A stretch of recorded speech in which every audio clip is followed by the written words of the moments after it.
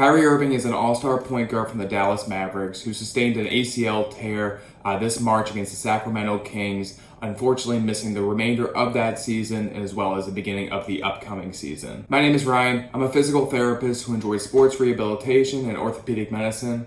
Today I wanted to talk a little bit about Kyrie's ACL tear, his mechanism of injury for that specific injury, the anatomy involved, examination methods, as well as treatment for that specific ACL injury. So here's the video of when Kyrie Irving sustained this ACL injury. This gives us the best angle. And as he's driving to the basket here, it starts to slow down, and we're going to take a look just at that left leg when he plants it. And usually a lot of times the cut, plant, and twist mechanism where there's a sudden change in speed or direction.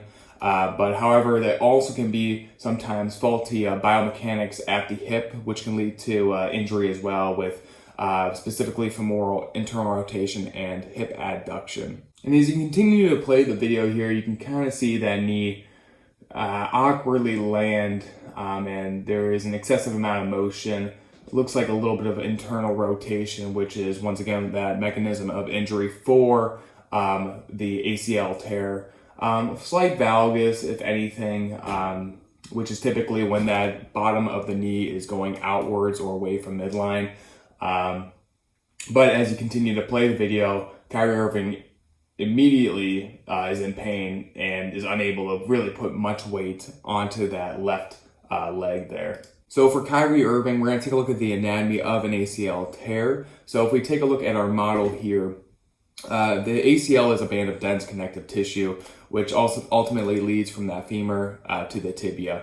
The primary function for this ACL, which is seen right here, is to restrain that anterior tibial displacement. So whenever that tibia is moving forward, it's resisting that type of motion or direction. As physical therapists, though, we do have some specific tests that allow us to maybe diagnose an ACL tear at that moment.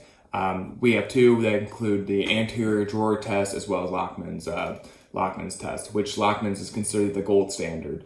So if we take a look at our model here, I'm going to review kind of what we would do for this specific test here. So for the anterior drawer, the patient would lay supine or on their back, and their knee would be flexed to about 90 degrees.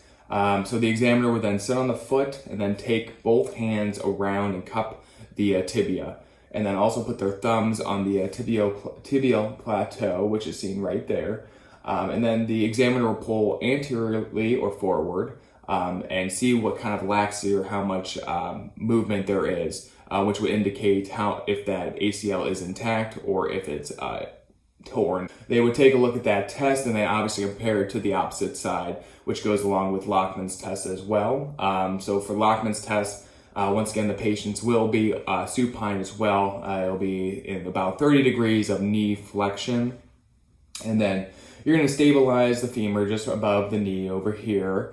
And then they will also cup the tibia and fibula under the knee and provide it as well as an anterior directed force, and just to see how much laxity there is as well compared to the other side. So for treatment, you obviously have your conservative and your surgical approaches. Obviously with surgical approaches, you're going to probably be more younger, maybe an athlete as well, which is obviously what Kyrie Irving is undergoing or underwent already.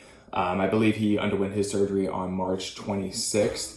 And typically, you have a bunch of stages when it comes to pre and post surgery. So you have your more acute stage where immediately after the injury happens, you're basically just trying to regain range of motion, improve your strength, keep the knee joints safe, and work on just more stability. Then you have your pre-surgical approach, which is going to be more emphasis on muscular strengthening as well as proprioception. And then obviously we do have surgery, which trying to repair that torn ligament. And we usually use autografts typically to help repair that ACL. And that's typically from that patellar bone or hamstring. And then just an autograft is just a tissue just coming from that same person's body. But typically for full recovery, it takes about 9 to 12 months. So as I said earlier, Kyrie underwent his surgery, I believe, March 26th. So, they're hoping for him to obviously miss the beginning of the upcoming NBA season, but hoping him to be considerably healthy, at the start of maybe early next year, so in the January, February range. So all we can do is wish him a speedy recovery, but I hope you guys found this video very informative and enjoyed learning a little bit about Kyrie Irving's injury here. So let me know if you guys have any questions, but thanks for watching.